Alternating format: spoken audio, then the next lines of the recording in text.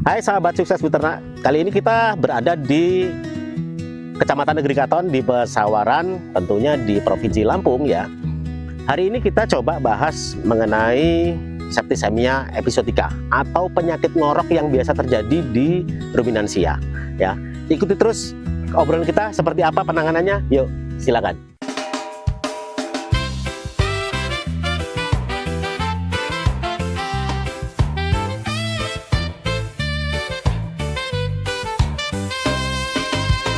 Assalamualaikum Pak Joko. Assalamualaikum. Ya, kita ketemu lagi dengan Pak Joko. Kita bahas tentang SE. Pak Joko, boleh teman-teman sukses beternak tahu sebenarnya penyakit ngorok atau septicemia episodica itu apa, Pak Joko?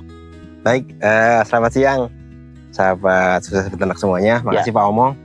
Jadi memang penyakit ya Pak Omo, penyakit di hewan besar itu cukup banyak. Ya. Salah satunya yang kemarin kita sampaikan PMK, hari ini kita coba membahas tentang SE Pak Om. Iya. SE sendiri, septicemia episodica atau gitu SE ya, bukan sarjana ekonomi Pak. Ya. SE ini penyakit bakterial Pak. Penyebabnya adalah bakteri namanya Pasteurella mullusida. Nah, ya. Ini bakteri bukan virus, tetapi penurunannya secepat virus yang kemarin Pak. Ya. Jadi dia menyerang beberapa hewan. Yang utama tadi adalah sapi, kerbau Pak Omo. Ya. Oh iya. Kerbau, kambing domba juga bisa kena. Nah gitu seperti itu. Ya. Penularannya cepat. Nah kalau pada kambing, pada domba, pada sapi itu tidak begitu terlihat ngoroknya Pak. Nah kenapa dulu disebut ngorok? Karena memang identik dengan ngorok gangguan pernafasan, terutama pada kerbau Pak Omo itu. Pak, boleh dijelasin ke teman-teman gejala klinisnya seperti apa? Ya. Selain ngorok, mungkin dari penampakan fisik atau apa gitu, gimana? Ya. Biasanya ini kalau kerbau Pak Omo, kerbau yang dilepas liarkan, dipelihara secara ekstensif. Nah, kata kuncinya sebenarnya penyakit SE ini penyakit pada pemeliharaan secara ekstensif.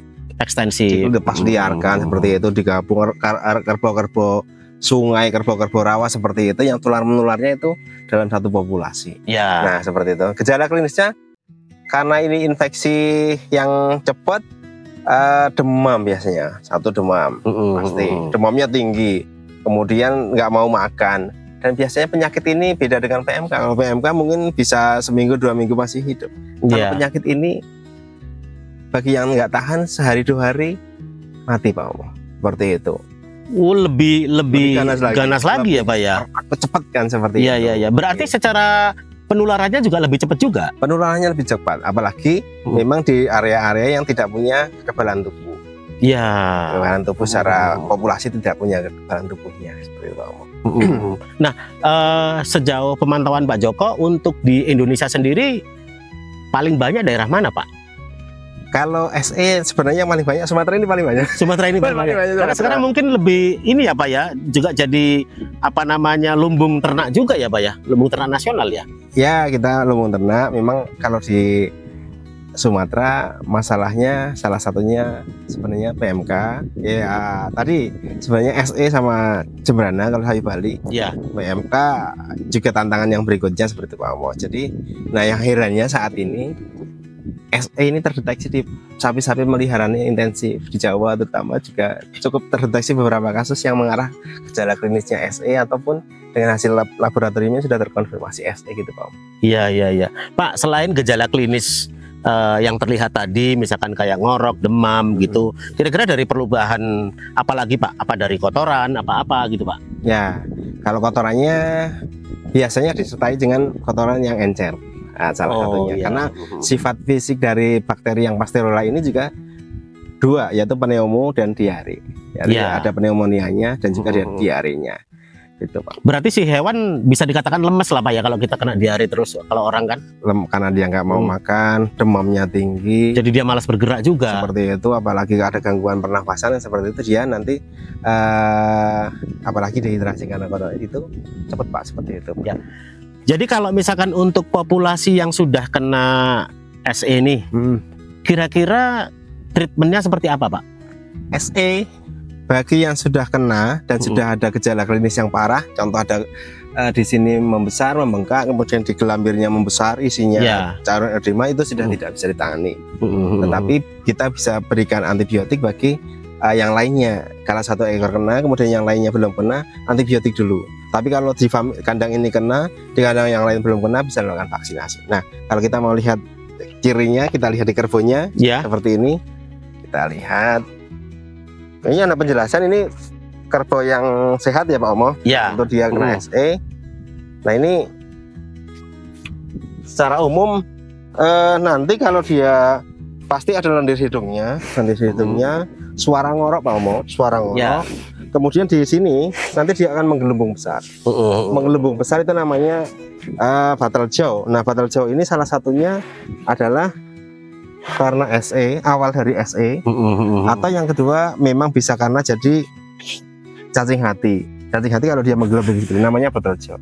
Nah kalau yang dia kasus SE, begitu ini sudah menggelembung, terutama di sapi, dia nanti di bagian sini, gelambar sini menggelembung juga Pak. Dia menggelembung besar, isinya cairan.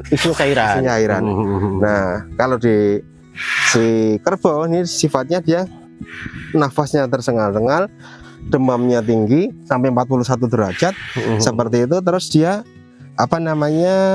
ngorok tadi, nafasnya sampai ngos-ngos gitu, seperti itu. Kemudian tanda akhirnya kalau di sini sudah menggelembung, isinya cairan udema. Nah, cairan udema.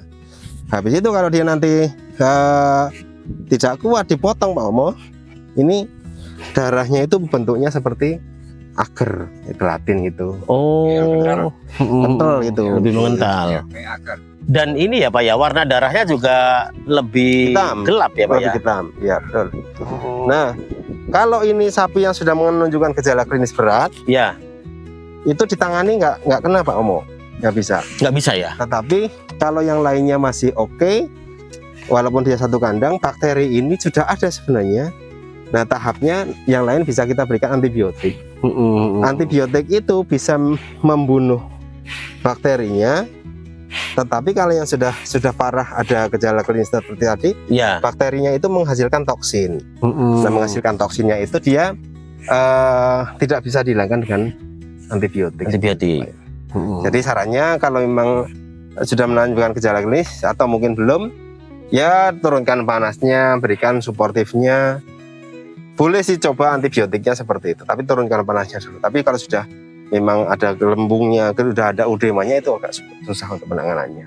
Berarti kalau memang sudah tingkat keparahannya tinggi, ya mungkin satu-satunya cara hanya dipotong ya Pak ya, di samping dia mati sendiri ya Pak ya? Ya dipotong. Kalau dipotong, itu pun tidak boleh sembarangan di tempat potong. Kalau hari ini sakit di sini, dipotong di sini, itu bakterinya akan beredar kemana-mana. Oh gitu. Pak, sebenarnya kalau SE sendiri bisa menular ke manusia nggak Pak? Enggak Pak, aman. Aman ya? Bukan penyakit zoonosis. Bukan zoonosis ya? Zoonosis dagingnya bisa dikonsumsi seperti itu Pak. Ya.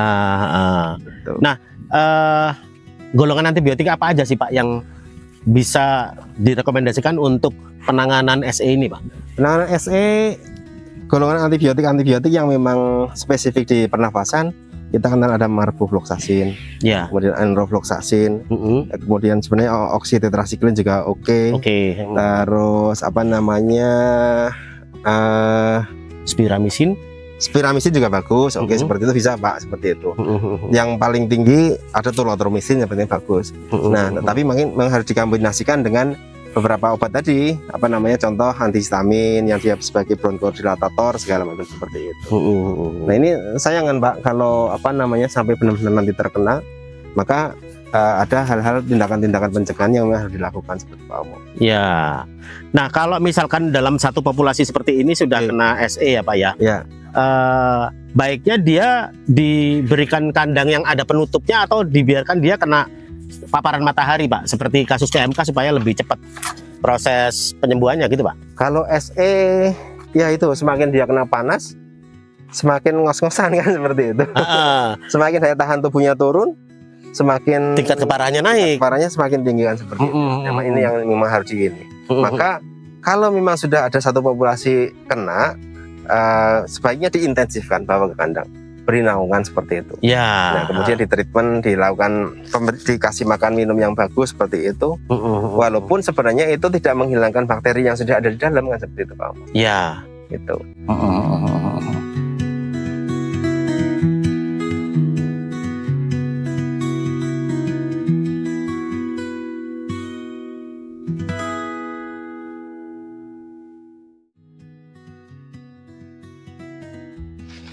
Pak, kira-kira bagaimana membangun kesadaran peternak kita ya yang ekstensif seperti ini supaya mereka sadar bahwa vaksinasi terus pengendalian penyakit melalui sanitasi, biosecurity itu penting gitu loh. Supaya mereka sadar bahwa penyakit ini memang ancamannya cukup serius. Iya Pak, betul. Jadi kalau peternak itu memang harus tahu cara pencegahannya Pak Omo. Salah satu pencegahan yang efektif itu sebenarnya vaksinasi. Iya. Vaksinasi. Nah, kita tahu jalur vaksinasinya seperti apa. Ketika memang tidak ada laporan, tidak ada konfirmasi laboratorium bahwa ini penyakit SE, ini penyakit SE, maka kebijakan untuk vaksinasi itu akan jauh Pak. Iya. Nah, itu artinya segera laporkan kalau memang itu penyakit, kemudian diidentifikasi, kemudian nanti supaya ada turun tim, kemudian dipastikan ini penyakit SE. Karena berarti kalau dia penyakit SE, prevalensinya berapa, sehingga nanti kita bisa usulkan vaksinasi seperti itu Pak. Iya. Jadi vaksinasi bisa diprogramkan dari pemerintah pusat, kemudian tingkat 1 atau tingkat 2 seperti itu. Atau kalau memang ternyata belum diprogramkan oleh pemerintah, maka vaksinasi mandiri saja, tinggal beli, bisa ke Puskesmas Surabaya contoh seperti itu. Nanti minta tolong petugas dinas yang ada untuk melakukan divaksinkan seperti itu Pak Omo. Ya, sebagai penutup Pak, ya, pesan apa kira-kira untuk teman-teman peternak di seluruh wilayah Indonesia, ya kan, terhadap efek dari penyakit ini Pak? Ya, sahabat peternak semuanya, tolong kalau ada penyakit jangan ditutup-tutupi. Itu seperti itu, karena semakin kita tutupi semakin bahaya buat kita. Begitu juga untuk petugas dinas, petugas lapangan. Mari bantu peternak, jangan kita hanya datang suntik sembuhkan, karena tidak banyak penyakit yang tadi kita sebutkan kalau disuntik saja sembuh oke, tetapi penyakit itu bakal ada berapa lama, akan mengganggu siklus berikutnya seperti itu. Maka sikapinya dengan baik, tidak hanya datang kita suntik, tapi kalau memang penyakit seperti tadi SE, kemudian PM kan segala macam, ya, perlu laporannya, perlu tindak lanjutnya, bagaimana pencegahannya, bagaimana supaya dalam peternak itu risikonya tidak besar seperti itu Pak. Iya. Nah, kemudian bagi yang sudah terbiasa untuk ekstensif, ya tolong dikendalikan populasinya, jangan sampai di populasi itu ada penyakit yang masuk. Kalaupun ada penyakit yang masuk, kalau populasinya sudah tervaksin dengan baik, maka risikonya menjadi rendah. Nah, kalau sudah terserang, bawa pulang, intensifkan di kandang, kemudian pelihara di kandang, beri pakan yang baik, beri penanganan yang baik, supaya menurunkan angka mortalitasnya. Gitu, Pak Omo. Oke, seperti itu teman-teman. Mudah-mudahan ini menjadi inspirasi bagi kita semua dan menjadikan bahan untuk supaya kita bisa budidaya secara baik dan bagus. Terima kasih teman-teman sudah menyimak. Sampai jumpa.